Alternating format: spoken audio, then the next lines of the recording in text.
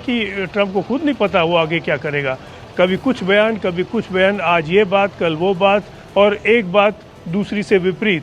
तो कुछ पता नहीं क्या मूड है ट्रंप का। फिलहाल देखा कि 25% टैरिफ लगाया, और ये पिछले 2 दिन से ट्रंप का ऐलान था कि भाई हम करने वाले हैं। तो शायद वो चाहते थे कि ये जरा डराएं धमकाएं और भारत कुछ ऐसा उनको दे दे जिससे वो 25% टैक्स से भारत बच जाए। लेकिन भारत ने ऐसा नहीं किया। भारत ने बिल्कुल बात स्पष्ट कर दी है, विशेष तौर पर जो एग्रीकल्चर इशू है। पर संजय, एक जो बात थी, और इसमें हम जब ट्रंप आए थे तब आप भी जानते हैं बड़ा मतलब खुशी का माहौल था कि भाई ट्रंप आ गए हैं, 2 दोस्त हैं, अब तो अमेरिका भी आगे बढ़ेगा, मेक अमेरिका ग्रेट अगेन भी होगा, मागा भी होगा, और यहाँ पर हिंदुस्तान को हम एक बार फिर से उस पावरफुल स्टेज में देखेंगे जहाँ सोने की चिड़िया कहा जाता था। लेकिन ये तो उल्टा हो गया। वो पाकिस्तान के साथ डिनर करना, पाकिस्तान के आसिफ मुनीर को बुलाना, हालांकि अंदर से बहुत खबरें आ रही हैं कि बेटे का बड़ा इंटरेस्ट है वहाँ बिजनेस में। If you could shed some light.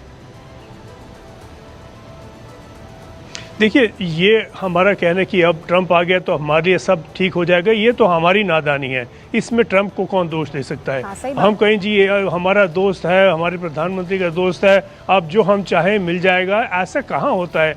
Trump जो है अमेरिका का राष्ट्रपति है, उसको काम है अमेरिका के हित में नीतियां बनाए, अमेरिका के हित में कदम उठाए, और अपनी तरफ से वो कर रहा है। वो अमेरिका के हित में होगा ये नहीं, ये भी एक प्रश्न उठता है, और ये कोई निश्चित नहीं है कि ये अमेरिका के लिए भी भला कर रहा है।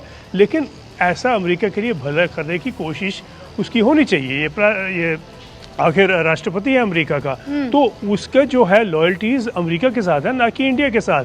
तो हमें तो इंडिया में अपने हित में जो करना पड़ेगा, और अपने लिए, अपने इकोनॉमिक इंटरेस्ट के लिए, पॉलिटिकल इंटरेस्ट के लिए कदम उठाने पड़ेंगे। आज के दिन वो मेल इन दोनों में नहीं हो रहा है, और भारत को जो रेड लाइंस बनाई गई हैं, विशेष तौर पर एग्रीकल्चर में, भारत वहाँ से हट ही नहीं सकता, क्योंकि 600 मिलियन किसानों का सवाल है, तो उनकी रोजी रोटी का सवाल है। तो कैसे भारत की सरकार ये निर्णय ले कि देखिए साहब, मुझे लगता है कि जैसा शशि जी ने शुरू में कहा था कि वो तो हर थोड़े दिन में पलट जाते हैं, और इसीलिए ये थोड़े दिन की बात है। हो सकता है my dear friend Modi, let's sit table पर बैठकर आपस में बात कर लेते हैं, ये जल्दी हो जाएगा, मुझे यही लगता है। वो माय डियर फ्रेंड तो वैसे भी उनके मुख से हटता नहीं है।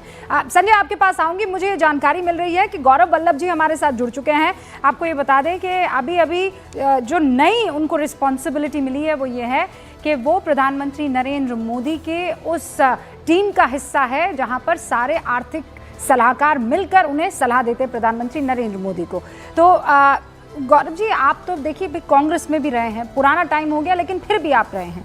राहुल गांधी सर जब ये कहते हैं कि yes the economy is dead, और फिर वो 5 बिंदु गिनाते हैं सर, और मैं चाहती हूँ इन 5 बिंदु पर मैं डायरेक्ट आपसे सवाल पूछूं और क्विकली आप जवाब दे दें। पहला बिंदु, वो कहते हैं Adani Modi partnership, Modi killed it. जवाब दीजिए सर।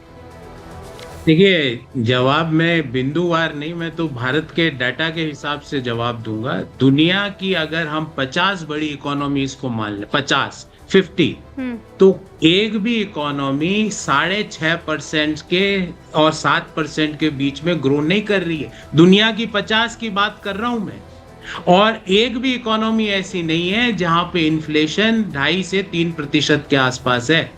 अमेरिका की ग्रोथ है रूबिका जी 1.5-2%, भारत की जीडीपी ग्रोथ है 6.5 से 7%।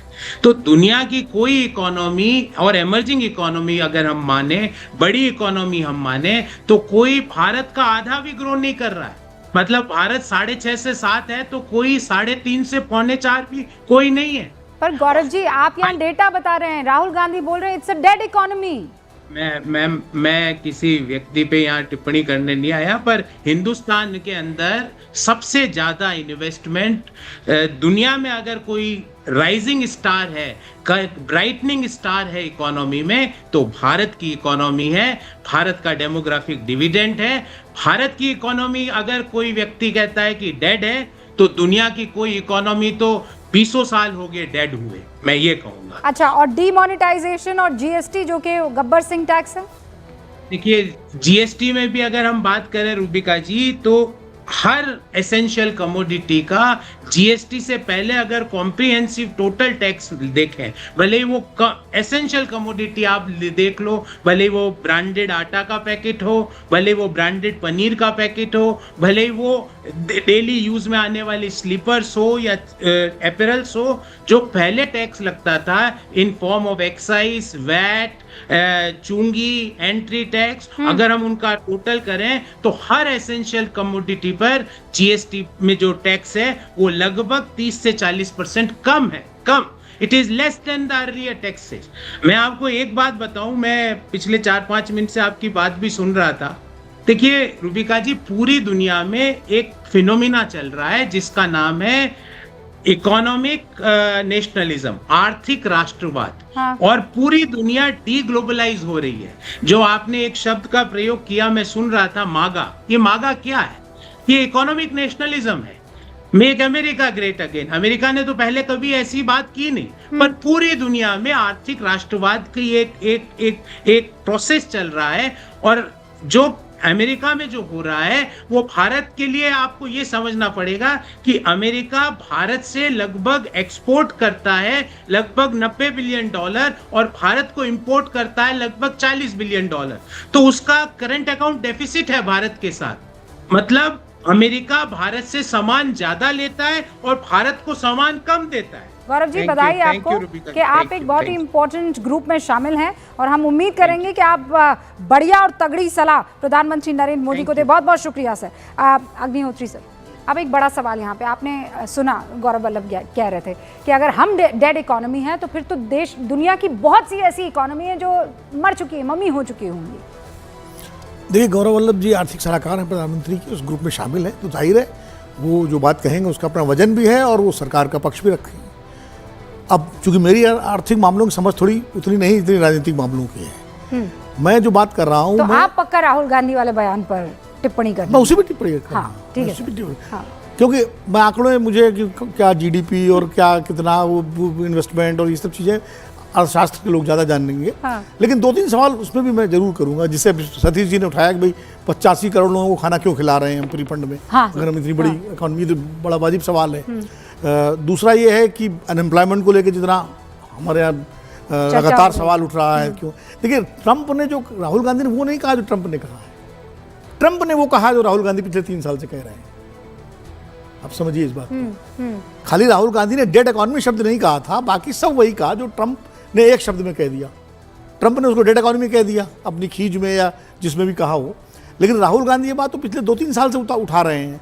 वो जीएसटी को लेकर के, नोटबंदी को लेकर के, अनएम्प्लॉयमेंट को लेकर के, एमएसपीज को लेकर के, उनके सारे बयान देखिए, उनके इंटरव्यूज़ देखिए, हर इंटरव्यू में वो कर रहे हैं।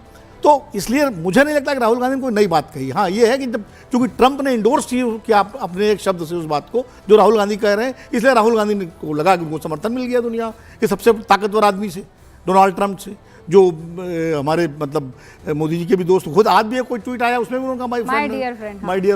तो माय डियर फ्रेंड तो उनका तकमा है, वो तो my dear friend Xi Jinping भी कह देंगे, माय डियर फ्रेंड पुतिन भी कह देंगे, कुछ भी कह देंगे। अंग्रेजी में माय डियर फ्रेंड और मेरे प्रिय मित्र में अंतर होता है। हाँ, मतलब वो एक संबोधन अभिव्यंजना में देखे तो। हाँ, वो तो लेकिन मैं ये कह रहा हूँ कि वो जो है, तो इसलिए राहुल गांधी को एक तरह से समर्थन मिल गया अपनी बात का। नहीं, पर सर ये बात जो कह रहे हैं विनोद जी, वो ये जो कह रहे हैं कि भाई बाहर का कोई बोले तो चल जाता है, कि वो जलन के मारे बोल रहा है, वो फलां के मारे बोल रहा है, वो